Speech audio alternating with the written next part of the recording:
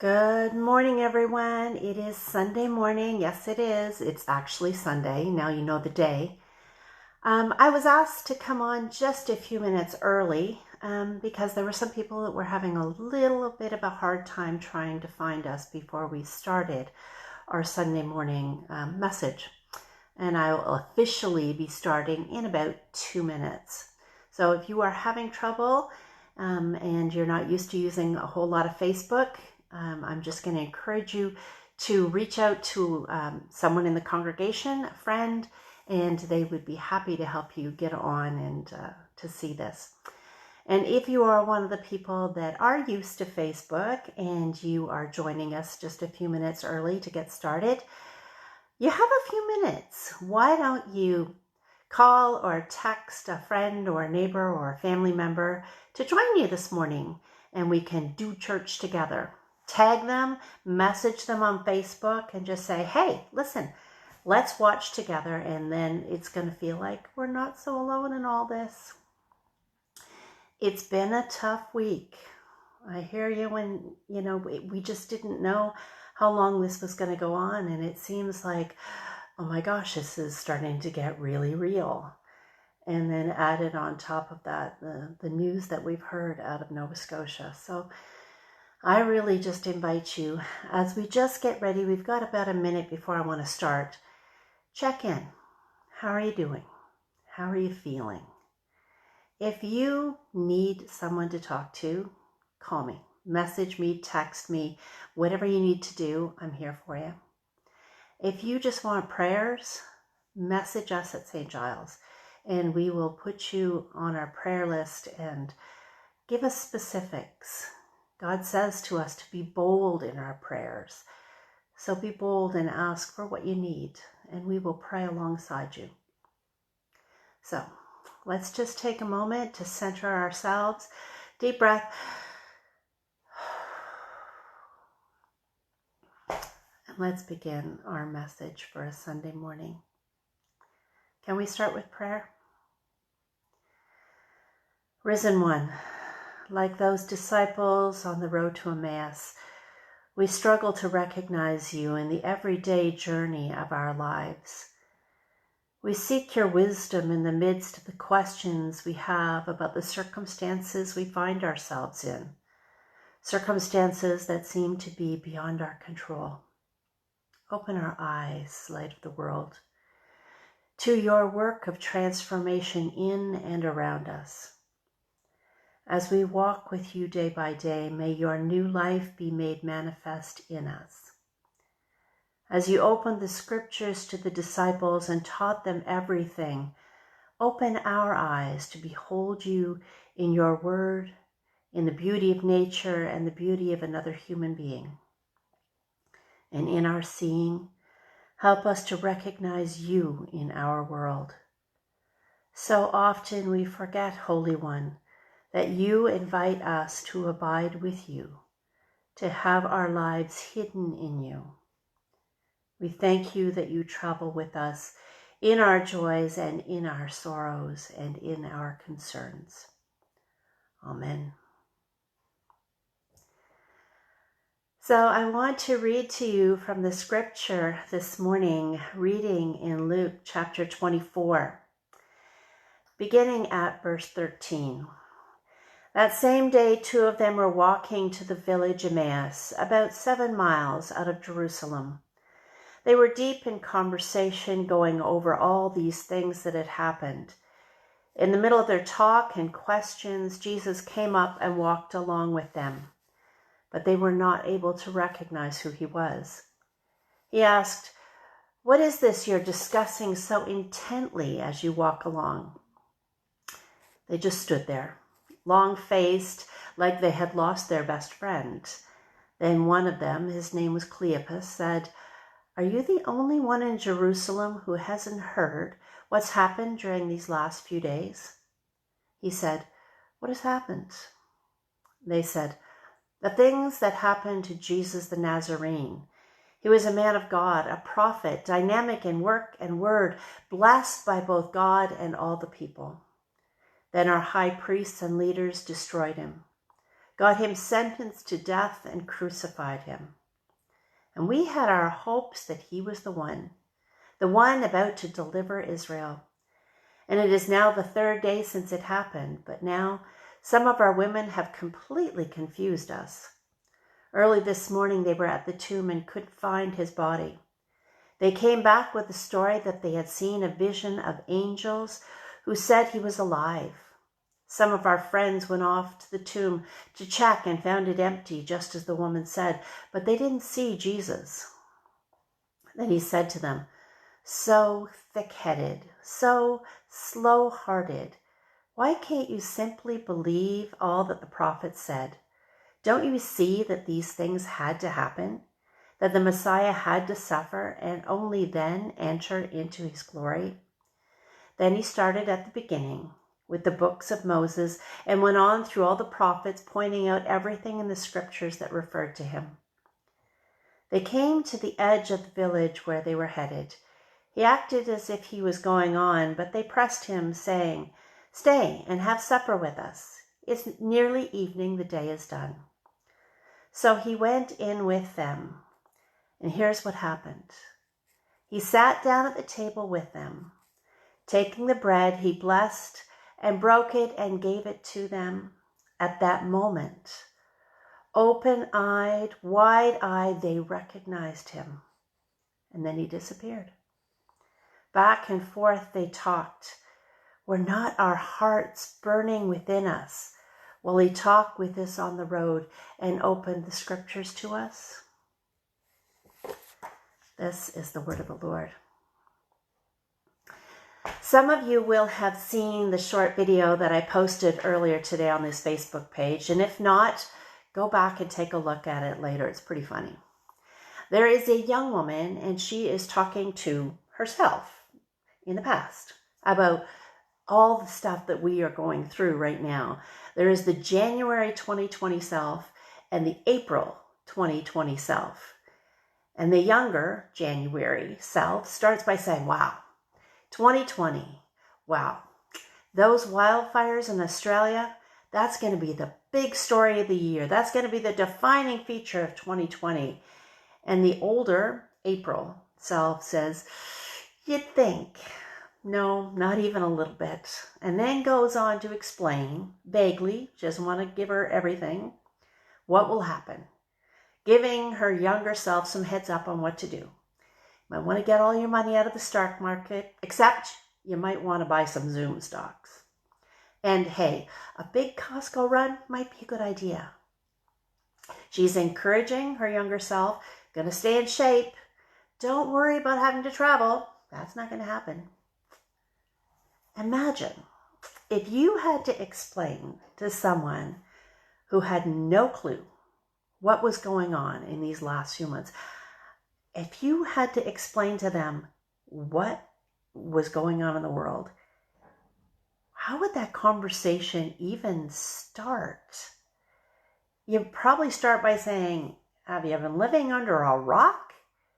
Are you the only one who hasn't heard what's going on in these last few weeks?"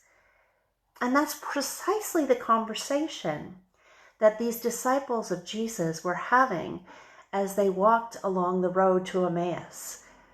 And then they were having that conversation with this stranger that had just joined them. These disciples were walking along away from everything that had gone on. They were headed out of town. They had been in Jerusalem. They had been hiding for the most part after the crucifixion of Jesus.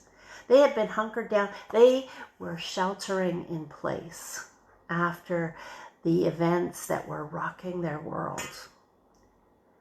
And now they're on their way to Emmaus, probably tired of looking at the same four walls. And I know that you are feeling the same way. You are tired of looking at the same four walls. You are tired of looking at TV. You're probably even tired of looking at your spouse, right? And the disciples, they were talking. Actually, they were probably more like whining. They were focused on themselves and all the bad things that were happening to them, like we are.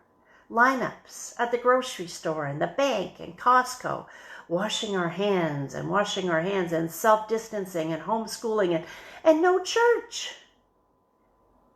You're just feeling confused and bewildered, just like those disciples were. They never saw the events that unfolded. We never saw this happening. So focused were they as they walked along on their whining that they didn't even recognize Jesus when he started to walk with them. So he pokes them a little. What are you talking about? And they say to him, much as we would say to someone who has no idea of what's going on, are you the only one in Jerusalem who hasn't heard of what's happening these last few days? This is an outsider. They're going to give him just the pat answers, the vague answers. They don't want to go into it too much. After all, he's just a visitor. He wouldn't get it. It's not like he needs to hear the whole backstory. Just like the woman in the video being a little vague with her younger self. They're saying, we don't have time to be telling him anything in depth. We've got other things to do. He's interrupting our whining. We had our hopes up that he was the one to deliver Israel. We had our hopes and our dreams, our visions, and we had hoped he was the one who was going to fit into our plans. We put our stock in him. He was supposed to do all the work, all the heavy lifting. He was the teacher. He was the rabbi. He was the one who was supposed to save us. And now he's gone. They were fearful. They didn't know about the resurrection. They hadn't had their Easter yet. They were grieving. We are grieving, certainly in this last week.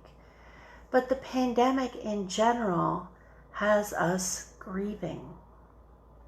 In a great article by therapist Leah Corder, she shares how we are feeling right now. In a matter of days, our lives have gone from ordinary to upside down. We are social distancing. We aren't able to visit and meet with friends. Our gyms, our salons, our favorite restaurants are all closed. We're working from home. We're losing our jobs. And we're guiding our children's long-distance learning, something we are ill prepared for. And the feelings that we have as we navigate this new normal, anger, frustration, exhaustion, confusion, depression, anxiety, to name a few, all fall under the umbrella of grief. We are collectively grieving what used to be and what should have been. Everything has changed. Seniors in high school are missing their plays or their graduations. Couples are postponing their weddings or having socially distant weddings. Babies are being born to parents who then have to take them home and quarantine them from the family and friends who would have been there to welcome them and support them.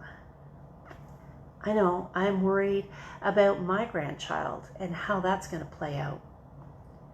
We are all missing and longing for a different time, just as we would mourn and miss and long for a loved one who has passed. And we know that grief can take a huge emotional toll on us and wear us down physically and mentally. And it is no different when we are grieving the loss of our own freedom and way of life. The disciples were still in the grieving process. They still didn't get the whole idea of resurrection. They didn't know how to go on. They had no idea what the new normal was. much like we are struggling with this new normal. And we are uncertain about what to do and how to feel. And it's going to be different for each of us. And I really want you to hear that. Are you feeling more emotional and crying about everything or nothing at all? Normal. Feeling overwhelmed at balancing all your roles all at once, all from home? Normal. Feeling like you can't wait to get out of quarantine and meet your friends, but also feeling like you don't want to talk to one more person today? Normal. Feeling like you want to cook, you should be eating, and also like you don't have even the slightest appetite? Normal. Feeling like you should be doing something and not wanting to do anything at all? Normal. Feeling angry at everything and everyone without any real reason? Normal. Feeling completely alone, no matter how many people are in the house with you? All completely normal. Jesus came alongside the disciples to remind them that it was normal to feel what they were feeling, and to remind them that they weren't alone. He was trying to make them understand that the Messiah that they had been waiting for, the comfort that they were seeking, was right there, walking beside them. He was trying to give them some answers that they were looking for, and they just weren't getting it. We get a lot of that in our news cycles, don't we? People giving us explanations about how this virus works, what we should be doing, what we shouldn't be doing, and we don't always get it. We don't always understand. We're still uncertain. We're still not knowing. We are still bewildered, like the disciples, and we don't know where to turn. Jesus is trying to show us that during these times of anxiousness, he is still walking with us. If we can see him. If we can see him. The disciples didn't see him. They didn't recognize him. After trying to teach them as they walked along, opening the scriptures to them, telling them about the prophecies that were fulfilled in him, they still didn't see him. It wasn't until they got to Emmaus and he broke bread, had an everyday moment with them, that they recognized him. It says, taking the bread, he blessed and broke and gave it to them. At that moment, open-eyed, wide-eyed, they recognized him. Jesus came alongside them when they were struggling the most, when we are struggling the most. But we have to see him in the everyday. We have to see him in the people that are walking beside us in our journey. We have to open our eyes and recognize Jesus in our everyday, in the people that are being Christ to us, being his hands and his feet and his heart and his voice. We have to see Jesus in the people who are caring for our aged loved ones in long-term care facilities, working often with insufficient personal protective equipment, working often for marginally more than minimum wage.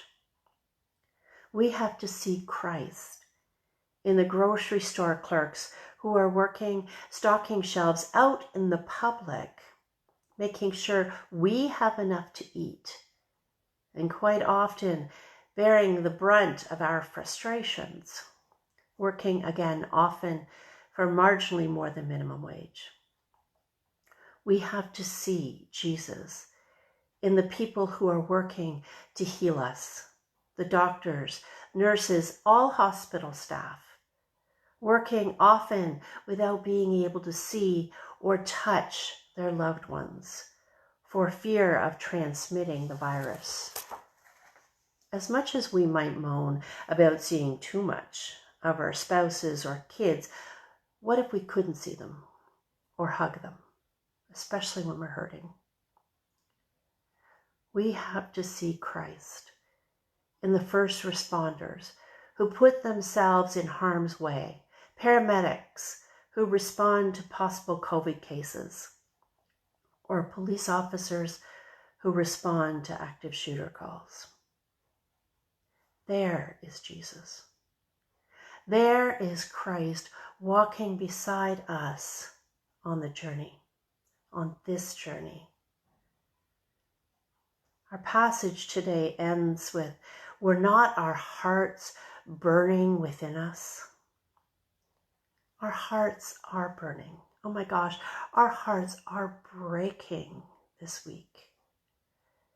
On top of this pandemic, we had the horrific news from Nova Scotia of the mass shooting, and our hearts broke. Individually, collectively, as a country, our hearts broke. And we are grieving, like the disciples were, with this great loss.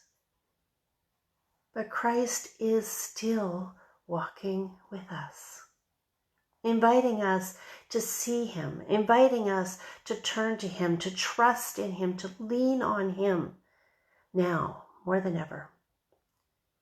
I think that's what we need to be thinking about right now.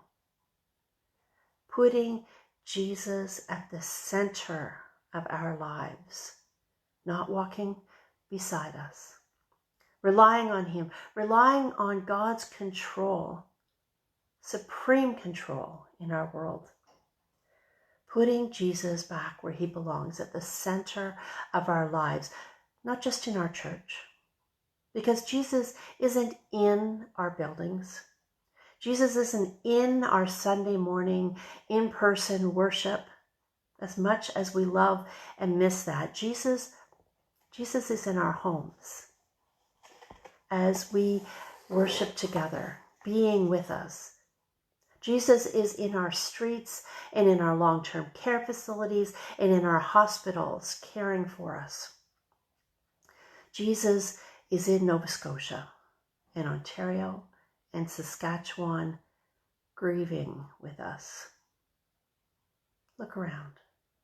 See Jesus. See him. Recognize him. Honor him. Wherever you find him, in whomever you find him. Love him. Love Jesus wherever you find him. In whomever you find him. Thank him. Wherever you find him. In whomever you find him. Jesus is walking with us along the road, at this time. We are not alone. You are not alone. Amen. I'm going to invite you to share your hearts as we close in prayer. We'll take a moment of silence and then we'll pray. Will you bow your heads?